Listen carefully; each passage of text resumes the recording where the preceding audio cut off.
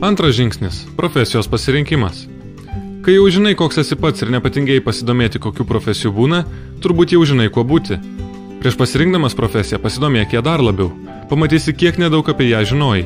Jei tarkim galvoji, kad fotografas tik fotografuoja, tai labai klysti. Fotografas taip pat daro daugybę netokių smagių dalykų. Retušuoja nuotraukas, bendrauja su klientais, keliauja iš vietos į vietą, tvarko dokumentus, moka mokesčius ir taip toliau. Kaip ir kur domėtis konkrečia profesija. Internete gali rasti profesijų aprašymų, tarkim čia. Jei kažkuris sudomino labiau, pažiūrėk YouTube filmuko apie ją.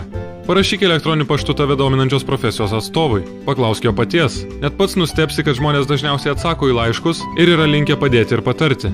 Ieškok progos išbandyti tą profesiją. Paprašyk kažko praleisti darbo dieną kartu ir tiesiog stebėk.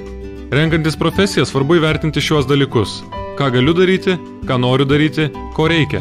Tarkim, jei fizinės galimybės leidžia ir labai nori būti astronautu, bet nenori keliauti iš Lietuvos, greičiausiai teks dirbti ne tai, ką nori. Astronautų Lietuvai dėja kol kas nereikia. Geriausias variantas žinoma yra galiu, noriu ir reikia.